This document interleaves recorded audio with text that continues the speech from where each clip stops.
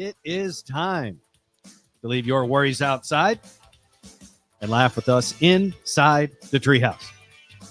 I'm Dan O'Malley, along with Trey Trenholm and Jerry Caldwell, on a Tuesday, October 29th, 2024, which means we are 1 week away from Election Day. The countdown is on. Ooh. There was another countdown years ago that I started. I didn't mark the day specifically, but I know I started it years ago, and that was I knew at some point I was no longer going to be cool.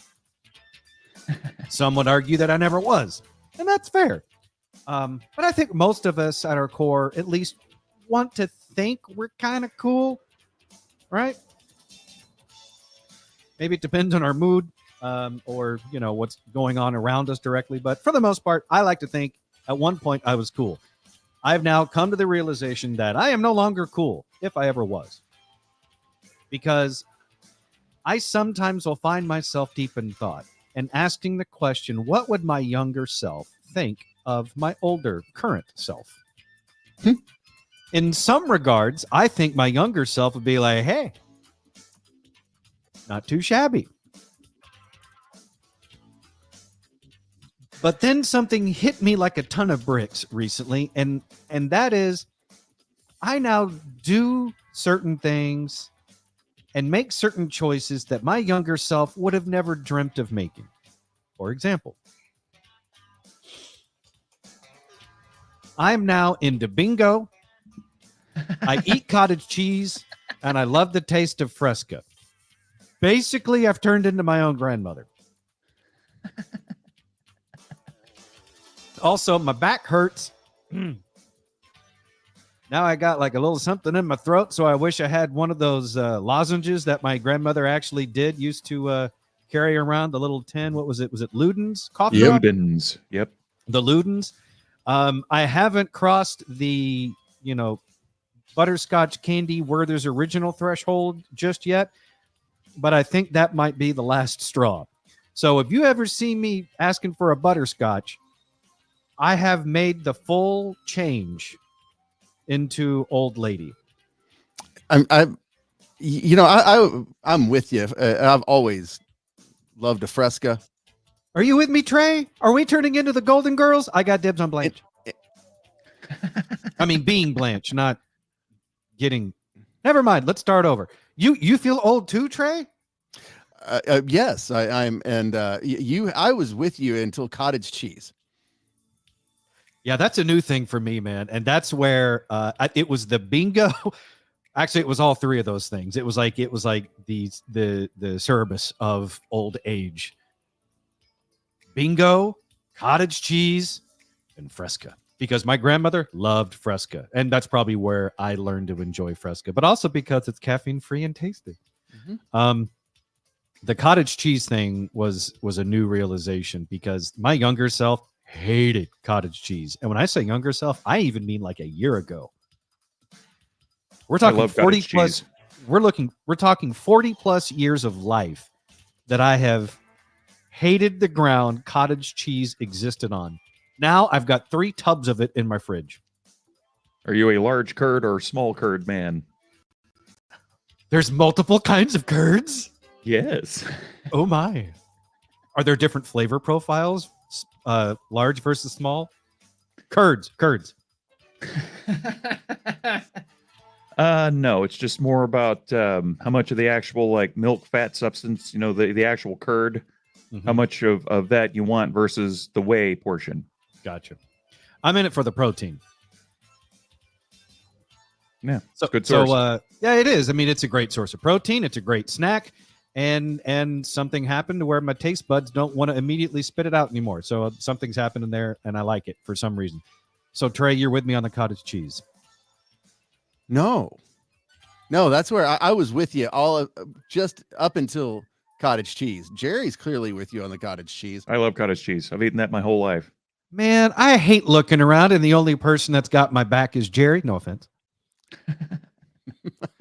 Well, I mean, the whole thing about not being cool, I work in a place where it's with 20s and 30 somethings. I am reminded every day I am not cool.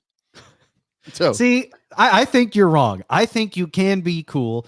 It's just that they've put you into the old box and you're buying into it. You can still be older than your coworkers and employees, but still be cool.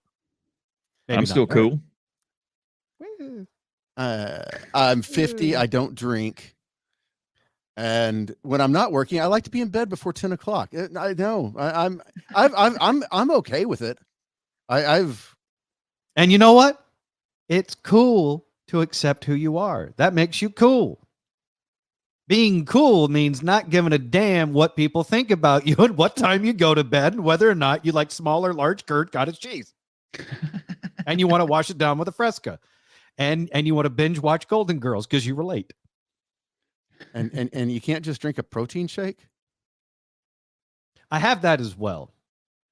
But it's just really easy to open the fridge, grab the tub of the cottage cheese and a spoon and just, spoon a bunch of it as opposed to get the tub of the protein and mix it and shake it some more and all. Yeah, it's just. Okay, so you really want to expand your profile, get yourself some canned peaches, and mix some of that in with the cottage cheese. That I'm not going with. I don't think I've not crossed the cottage cheese threshold into the sweet side. I'm going to keep it on the savory middle of the road side. I'm actually fine with just a little bit of pepper on it and I'm good. And I don't really want to dress it up any more than that. I saw someone taste testing a pumpkin spice cottage cheese. I'm like, you know what? I love pumpkin spice, but I'm not ready to mix the PSL with the cottage cheese just yet. No, that sounds gross. And now I'm scared. I haven't had cottage cheese in a long time. I'm scared that if I have it, I'm going to like it. Oh, come to the cheesy side, my friend. Maybe you and I can figure out what we like better, big or small curds.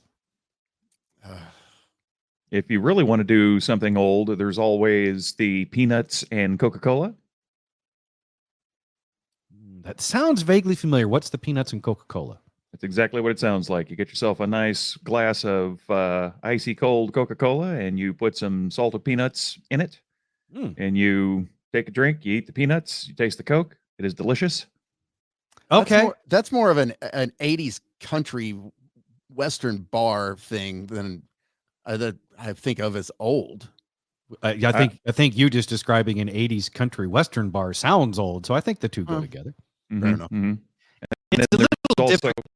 Go ahead, Jerry. And then there's also cornbread and buttermilk in a cup. I had a buddy of mine, his grandmother was a hardcore buttermilk chugger. And I mean, it was like the fullest fat buttermilk you could find. That's what she wanted from the store. And to her credit, she lived into her 90s. So, I mean, the peanuts and Coca-Cola thing, I didn't really have that in my family. In my family, it was my grandfather mixing 7-Up and vodka and then driving. My dad was whiskey and water. Trey, what was your family? Bourbon and soda. There you go. So apparently all we got to do is add some peanuts and we just kind of, mix all three together. Yeah.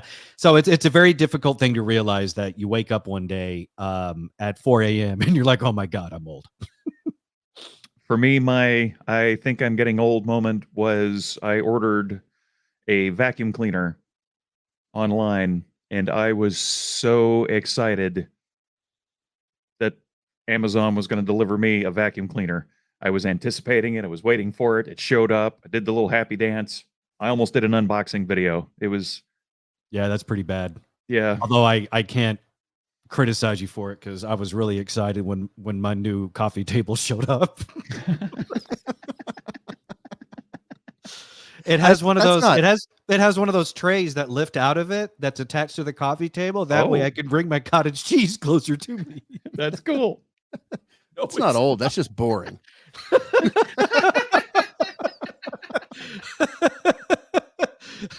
Tomato. Oh, that is Really accurate. You're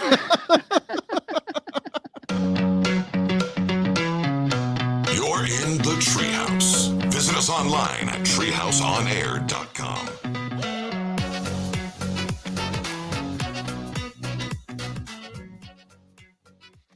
Let's get Daniel Cook from Cook DFW Roofing and Restoration into the Treehouse. 833-COOK-DFW for your free roof inspection. The website, cookdfw.com. You guys do lots of great work on roofs, and the restoration part of the side of the business also means, you know, you're doing remodeling work underneath the roof inside the home as well. And you were telling me just recently that you, Daniel, and Cook DFW Roofing and Restoration offer lifetime warranties on all your work. Yeah, Dan, that's something that we talked about for a while now, and we decided to go ahead and just pull the trigger on it. We've had excellent reviews. We've had excellent referrals. People really love our work when they give us a chance, and we just want to put our money where our mouth is. And, you know, that's the best way I can always say that is just back it up. Back it up. When I was growing up and I told somebody I was going to kick their ass, you got to back it up.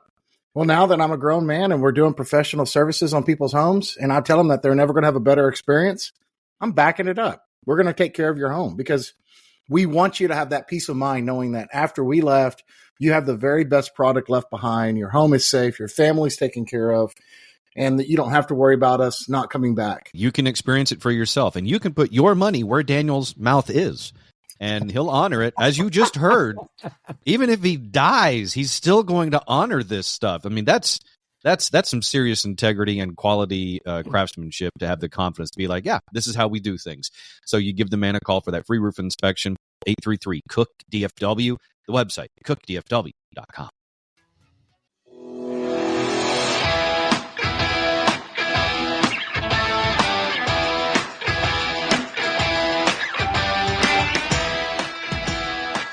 You're in the Treehouse. Visit us online at treehouseonair.com. That first segment of the show is brought to you by Fair Lease. Time for a new vehicle, then it's time that you call Fair Lease. Go to fairlease.org. You can find the phone number right there to give them a call. Shoot them an email as well. Fill out the contact form. Tell them, hey, I heard about you in the Treehouse. The guy said you guys are the place to turn to when it comes time to lease a brand new car or even a pre-owned vehicle. You can also lease those as well. Save a lot of money. That's how I started out leasing. So time to do getting a new vehicle the no hassle way with our friends from Fair Lease who drive the Treehouse 5 days a week. Go to fairlease.org. Once again, that is fairlease.org. We were talking earlier about how scary it is to not only realize, but to say out loud, to admit that I'm old, or at least, you know, getting older. But what are you afraid of? Well, someone did a study and they asked everybody, what are you afraid of? In a new survey of 3,000 Americans, only 3% of people claim to be actually fearless, which means 97% of people are afraid of something. Before we get into what the 97% are afraid of, is that really possible for 3% of people in a survey to say they're not afraid of anything, or are they just, fully? I mean, I think if you put a live Tyrannosaurus Rex right in front of them, they'd probably be afraid. Yeah. If you put them in the middle of the ocean, encircled by hundreds of sharks, I think they'd be a little, worried. But 3% of the population, and this is a very conservative guess, are complete idiots. Okay, I can't argue that. I think that's an excellent point. And now let's move on to the other 97%. They gave people a list of common fears and asked them to rate their discomfort level. Then they mapped the results by state. Guys, what do you think in a poll of 3,000 Americans? In a poll of 3,000 Americans, what do you think the number one fear is? I would have thought you said it earlier with spiders, just as a common fear. Think bigger. Not physically bigger, just Not bigger larger spiders. Yeah, like perspective. Ah. Enough money for retirement. I'm not afraid of that. I want that. I want that now. Well, they don't have enough. Oh, then yeah, that's true. Here's a hint. I don't think anyone will ever truly have enough unless you're, just super wealthy. Give up? Mm-hmm. Yes. In a survey of 3,000 Americans, the number one fear is death. It was the highest fear factor in 17 states, including our great state of Texas. In addition to the state of Texas, states that said fear of death is number one in their books: Washington State, California, Nevada, Colorado, Minnesota, Ohio, New York, Tennessee, and Florida. It'd be interesting to see the states that border Florida, if their number one fear is Florida. In fact, let me look at the map real quick and see. In Georgia, they are afraid of heights. And Alabama is afraid of death, just like the great state of Texas. It doesn't say that they're afraid of people from Mississippi, although I think that might have come in second. Or Ancestry.com.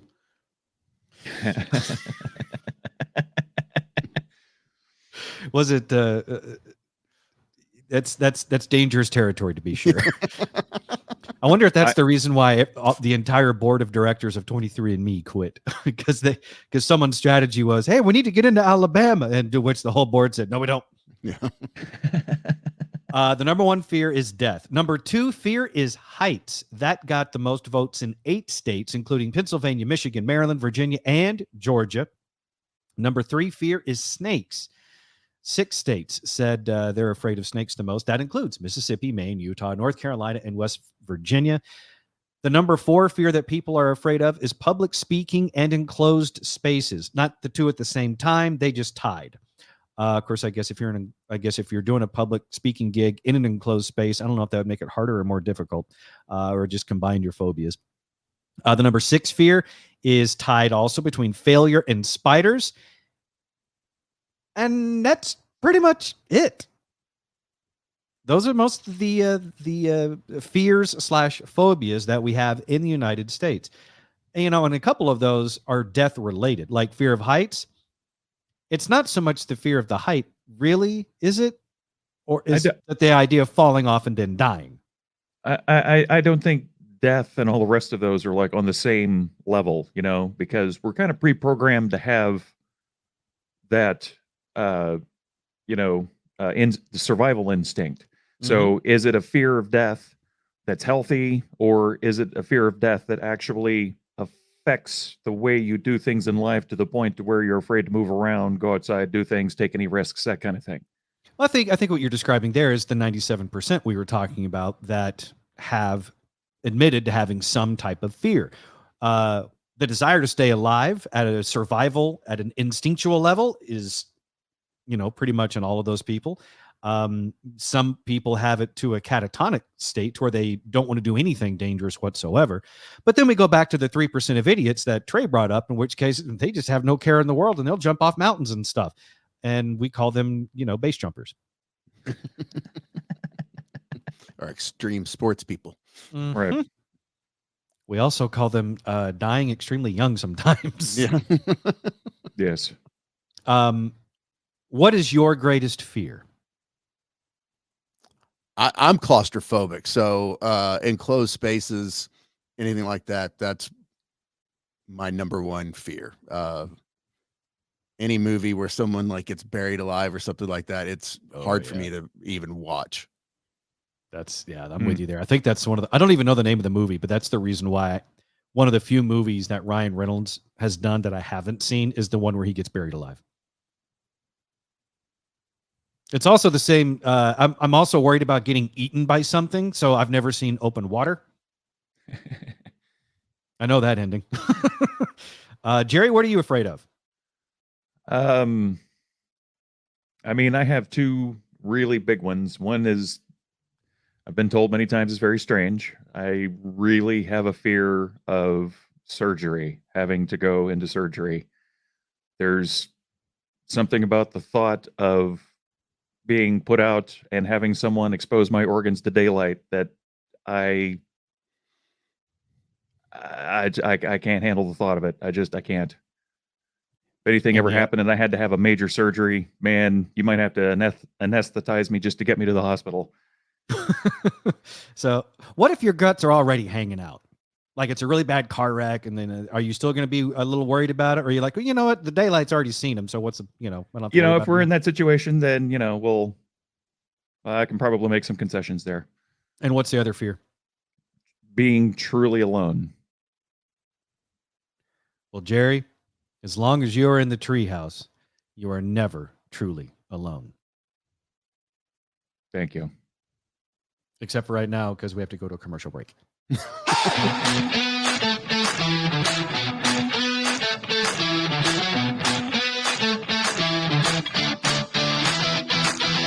You're listening to The Treehouse. Visit us online at treehouseonair.com.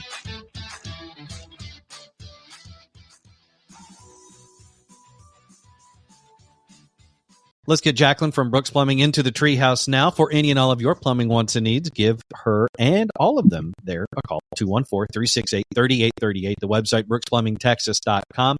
When I had my house in Dallas, Jacqueline, you came out a few times to help us with some issues, and your response time was phenomenal. And it wasn't just because it was me. It was because that's the kind of company you run. You go out of your way trying to help every client and try to get there as soon as you can. Well, I mean, the reality of it is that plumbing is unfortunately a need and not so much a want. Yes, you can want to remodel the bathroom and that's not pressing, but typically when it comes to service or leak investigations, et cetera, if you've got a stoppage on the main line and you don't know and you keep putting liquid or, waste into the drains, if it has nowhere to go, it will come back in the house. And at that point in time, it's no longer a want, it's a need. And that sort of thing can't wait. When you have those emergencies, you have got to figure out how to manage the crew so that you can have the best response time. That's right. And they'll show up and they'll do it quickly. Call Jacqueline from Brooks Plumbing for any and all of those plumbing wants and needs. 214-368-3838. And again, that website, brooksplumbingtexas.com.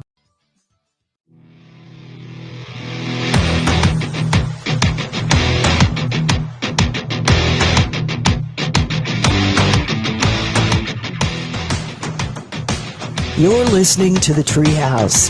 Visit us online at treehouseonair.com. That previous segment was brought to you by Cook DFW Roofing and Restoration. That's Cook DFW Roofing and Restoration for your free roof inspection and to get yourself on the Cook list. Go to cookdfw.com. That is cookdfw.com or the phone number 833-COOK-DFW. That is 833-COOK-DFW. We are talking about America's biggest fears in a recent survey. In that last segment, 97% of Americans admitted to having a fear. The majority of people in the country said their number one fear is death, dying. But some people, may not necessarily embrace the death itself, but marking it going into the afterlife in new and inventive and special ways. I say that because I believe right here in the treehouse, we have spotted what might be a new funeral trend. Okay. I'm going to tell you about a heartwarming moment that a family sent off their beloved grandfather by putting his ashes on some fireworks. Paige Anderson gathered her family at a nearby beach to mark the life of her granddad, Tom. Ms. Anderson said our whole family was really close to him. We all have so many individual memories with him, which is just amazing.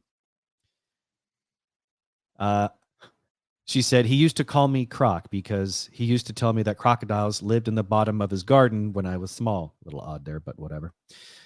She also went on to say that Grandpa used to say he wanted a Viking burial, which obviously is very illegal now, but he liked fireworks, so they thought this would be the next best thing. She said, we looked into doing it with a company, but it was too pricey, and he was very frugal with his money, so he would have told us to just do it ourselves. So that's what they did. The firework was covered in Vaseline and then dipped in the ashes, so the ashes covered the top of the fireworks. Oh, this is like a Diddy funeral. Thank you. Sounds more like a Diddy party. Uh-huh. They can be one and the same. Yeah. Paige goes on to say, only way we could think to do it, and it worked. Extremely meaningful. We all felt he was there with us, and it was just the most emotional way to say goodbye. She said, it's not for everyone, but it really is a wonderful send-off. As someone that I think would be really cool, I think it'd be really cool to be sent off with a Viking funeral type of thing, or even a Jedi burial where you're slapped on top of the pyre and torched. That's one of my other fears, is being burned alive. So I just do me a solid and just poke me a few times with the poking stick just to really make sure I'm out. Right.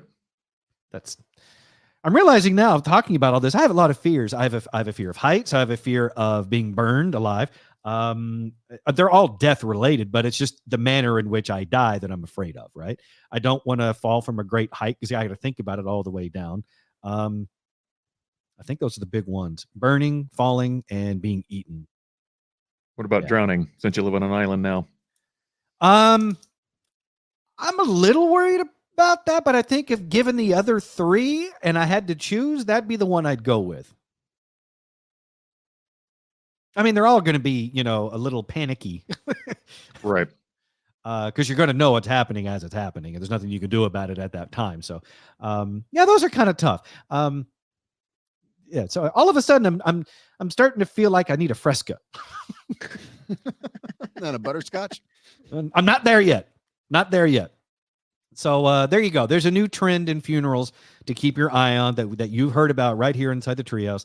And that is attaching grandpa's ashes to some fireworks using some Vaseline, which you got to be careful with the Vaseline because you don't want to get that on the wick. And then what happens if the firework turns out to be a dud? Yeah.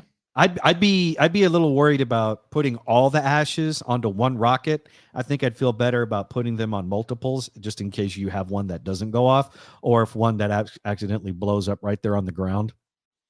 Also, what does it mean if grandpa's ash rocket starts chasing people? Does that mean it's haunted? Possibly. I mean, it depends on the firework, obviously. You weren't his favorite. He always hated Tim. Sorry, getting a phone call. I thought that was the closing, the bumper. I was getting into that. No, that's just that's my phone attached to our console.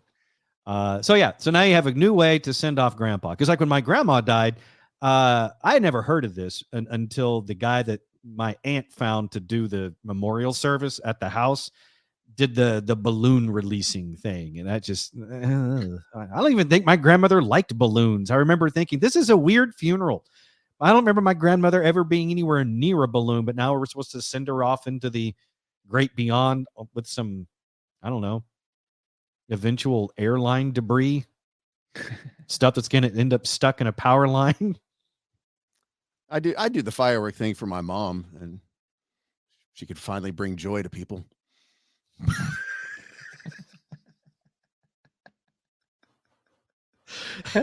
She finally did something good in her life.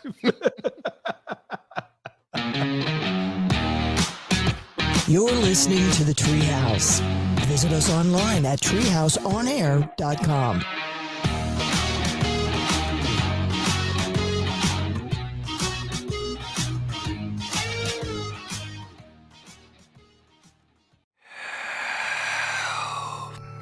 If you thought 2024 couldn't get any scarier, you were wrong.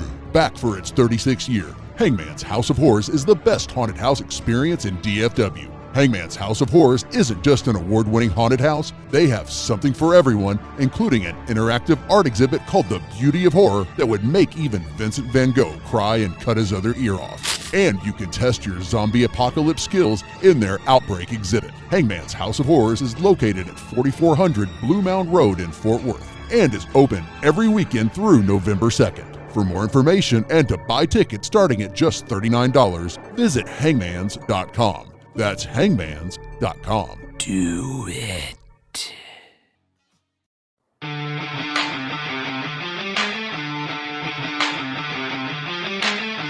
You're in the Treehouse. Visit us online at treehouseonair.com.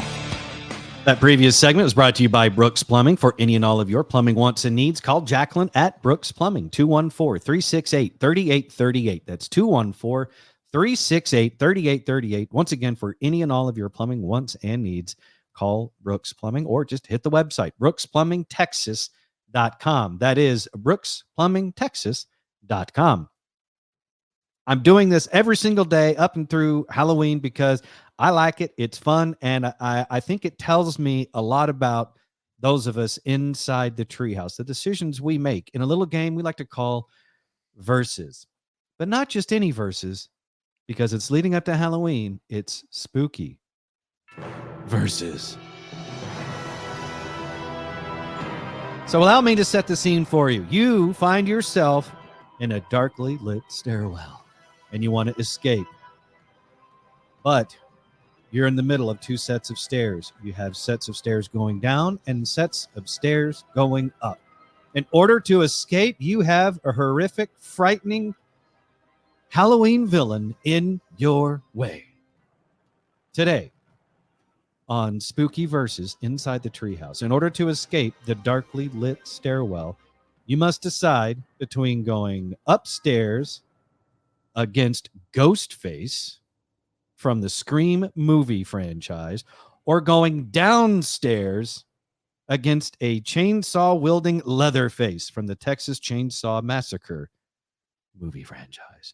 Gentlemen, welcome to Versus. Which way are you going to go to attempt your great escape? Feel free to think out loud. Trey, we will start with you. I'm going to abandon my higher ground theory of and I'll take on Ghostface. Ghostface, you're going upstairs against Ghostface. This is really interesting because, yeah, you did say yesterday that in all of these that I've put you through, you've chosen to go downstairs mainly because you want to have the high ground. And Sun Tzu would be proud of you, along with every Civil War era general. But now you've abandoned it. So why do you abandon the high ground against Leatherface in favor of going up against Ghostface? Because going against Leatherface and a chainsaw, even if you get by him, chances are he's going to get something, cut something off of you. Okay. Interesting. Very good. Jerry, you are up. On a darkly lit stairwell, are you going upstairs against Ghostface from the Scream franchise or downstairs against Leatherface from the Texas Chainsaw Massacre? Yeah, F that chainsaw. I'm going after Ghostface. I've almost cut my own leg off with a chainsaw, much less have somebody chase me with one. I think we all have little moments like that in landscaping where either it was like an almost oops with a chainsaw. I had one time with an axe where it was like, man, I was reminded real quick I shouldn't be playing with axes wearing flip-flops. But I'm with you. I think all of us today are in agreement that we would choose to go up against Ghostface versus Leatherface. My thinking is a little different than you guys. I just feel like I would stand a better chance against an emotionally fragile murderer in Ghostface. Because now, granted, I've not seen every single one of the Scream movies. I've seen most of them. And most of them, it was just kind of like some emoed out boyfriends and stuff, right? I think in one or two, the killer might have been a girl who was probably in an emotional state, probably mad at Trey, one of his ex-girlfriends. But I feel like I would stand a better chance against an angry emo boyfriend wearing a Ghostface costume than I would a depraved chainsaw maniac in Leatherface, who already comes, dressed for it by wearing the apron, so he knows he's gonna make a mess. So yeah, I think put me up against an emo kid versus a depraved maniac. Do either of you have any additional points to make as far as upstairs, downstairs in this version of Treehouse Versus? Ghostface versus Leatherface.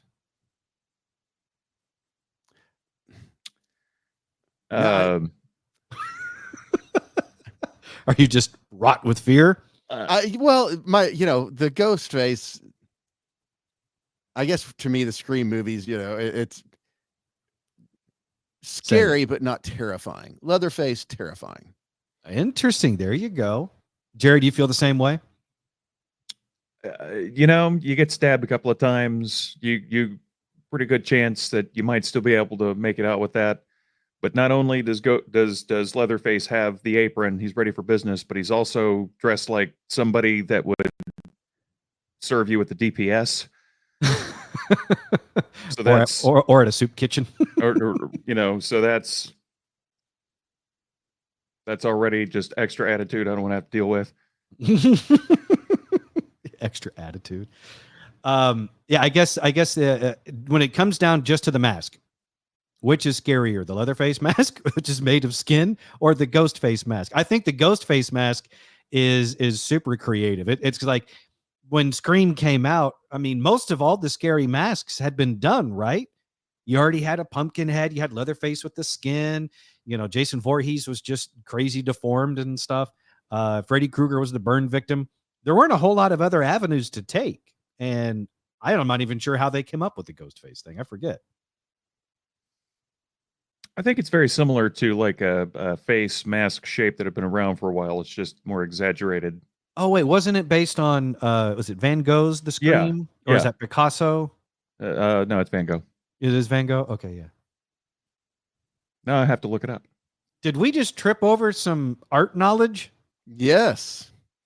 Oh, no. I don't know if we can have that in here. I think we have to. Oh, sorry. That is by Edward Munch. The ghost face painting? The Scream, yeah. The Scream. It's by who? Edward Munch. Did you just make us smarter, Jerry? Yeah, but at least it shows we didn't know what the hell we were talking about with art. Whew. Okay, thank God. That was a close one. Right. You're listening to The Treehouse.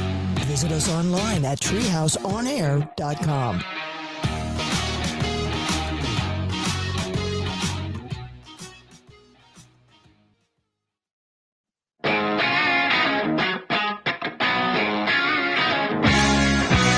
You're in the Treehouse.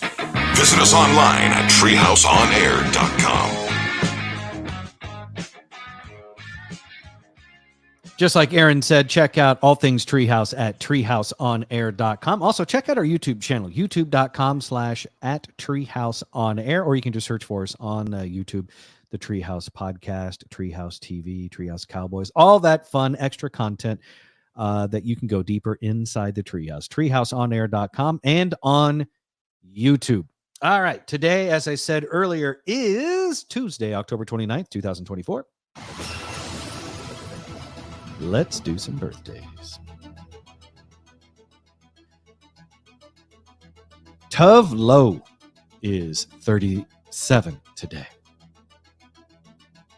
Anyone? Nope. I know she had a hit song. I cannot think of what it was, though. Oh, it's a she. I thought it was a guy. Never mind. Oh, I'm thinking Tone Loc. I'm not confusing the two. I just when I see Tove Lo, I think Tone Loc, so I just assumed it was a guy. Didn't realize it was a girl. Okay, never mind. Look, I learned something new today, along with who the painter was of the Scream painting. She is also married to Charlie Twaddle. He chooses to keep that last name. Do you think? I hear you. Do you think Tove decided to take that name legally, or is she just going to stay with the last name Lowe? Tove Twaddle. Or is she going to hyphenate with Tove Lo Waddle or Twaddle? What was it? Twaddle. Yeah, I think if that was my last name, as soon as I was legally able to, I'd be at the courthouse changing that thing. It's amazing how some people keep their last names when you just wonder, you want to keep that one? Anyway, other birthdays today. Janet Montgomery, who is Dr. Bloom on New Amsterdam. She's 39 today. Robert De Niro's reefer smoking son, Denny, in Meet the Parents. John Abrams is 47 today. Gabrielle Union turns 52. She is Jessica Alba's partner on the Bad Boys spinoff, LA's Finest. I didn't even know that. Did you guys know? Okay, I knew that they had Gabrielle Union and Jessica Alba. I knew they had a TV show called LA's Finest. But I didn't realize that it was based on Gabrielle Union's character in, I believe it was Bad Boys 2, where she played Martin Lawrence's sister, and then she hooks up with Will Smith's character, Mike Lowry, and then they have to save her from the Cuban drug lord. I did not know that. I did not know that either. I Look at us learning stuff today. Yeah. I know. This is becoming a habit. We got to be careful. I don't know if you want to put this much knowledge into three idiots. Other birthdays today. She used to be best known from Beetlejuice or some other films from the 80s and 90s. But now I think most of us know Winona Ryder best as Joyce Byers on Stranger Things. Happy birthday, Winona Ryder. She is 53 today. That and some shoplifting. And the shoplifting. Yeah. That was a big thing. Randy Jackson from Tito and the Jacksons is 63. Dan Castellaneta from The Simpsons. So The Simpsons are having big birthdays. I think it was last week. God, I'm brain farting on her name. Dan Castellaneta. Today's his birthday. He is 67 today. Kate Jackson from Charlie's Angels, the original Charlie's Angels, is 76 today. And finally, this is a big birthday. This is a prolific actor. Richard Dreyfuss turns 77 today. I'm going to put you guys on the spot. What is your favorite Richard Dreyfuss role? Or Close Encounters of the Third Kind. That's a solid one. That's a good thing with an actor like Richard Dreyfuss. When you say, what's this actor's favorite role of yours? When you can go through their filmography and go like, yeah, there's this one, there's that one, and have a difficult time making a choice. That's a pretty prolific actor. Mr. Holland's Opus. Damn you, Trey. I was kind of thinking the same one. thing. We're turning into a bunch of old women in the treehouse. Like, Mr. Holland's Opus. He's making music for his deaf son. Give me my cottage cheese. And Jaws is always a good one too. Oh yeah. You can't. Jaws cannot be denied. Speaking of Jaws, I meant to ask you guys this the other day. I'll ask it to you now. Put you on the spot again. Last year we did a little Halloween special called Jowls. In no way copyright infringing on Jaws, or copyright infringing on the great Carol Burnett bit Jowls. Maybe just a little bit. But we had our Halloween special last year called Jowls, in which Trey portrayed the Richard Dreyfuss, Matt Hooper role. So I guess my question to you guys is, do we play it again this year? Is that something that you think people want to hear again, or did they miss it? I don't know. I could ask the listeners, but you guys are right in front of me, so it's easier right now to ask you. Do we replay Jowls this year? Absolutely. Yeah. I mean, I feel that way, but that's only because I spent like 2 weeks doing the audio post-production on it, and I'm looking for any excuse I can to play that thing so other people get a chance to hear it more than once. Absolutely, we should play it. Thank you. The audience is expanding. There's new folks maybe that haven't heard it, for sure, that haven't heard it. And if you truly want to know how to design and Foley some sound into what a shark blowing up sounds like. Was it Phil Spector that created the wall of sound? Yes. Mm-hmm. I took it up a notch. You're in the treehouse. Visit us online at treehouseonair.com.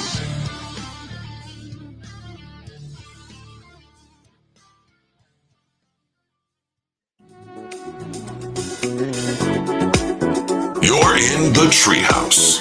Visit us online at treehouseonair.com. While you are at treehouseonair.com, you can donate to the RMS Treehouse Listeners Foundation. Right there on the website, there are ways to donate. The funds, of course, benefit the families of fallen police officers and firefighters who've been killed in the line of duty in North Texas. Go to treehouseonair.com and then click on Listeners Foundation.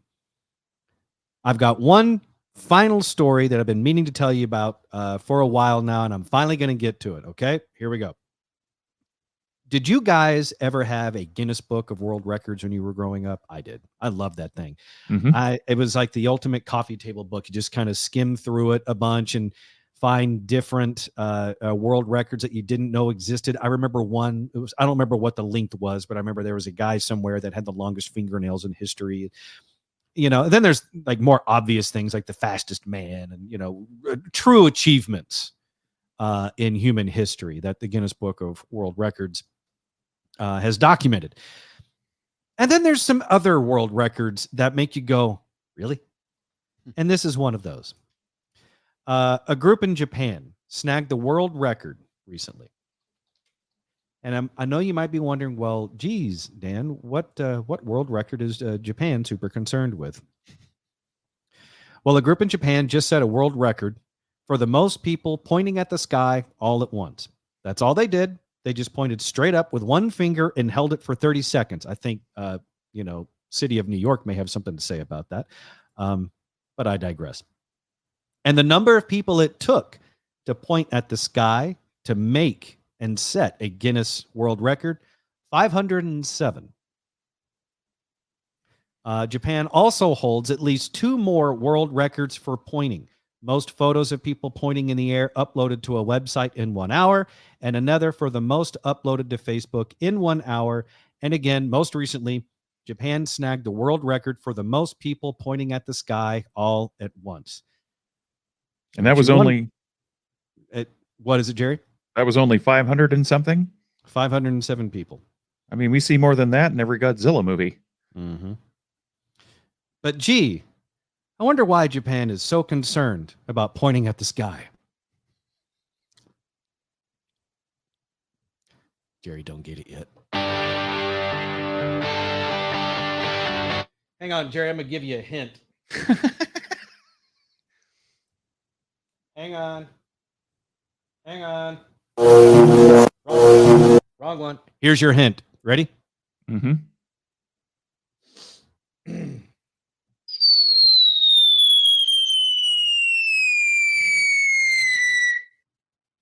Oh my God. That's the wrong goddamn button.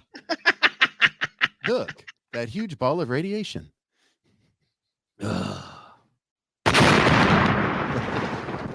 Ruined my own goddamn punchline.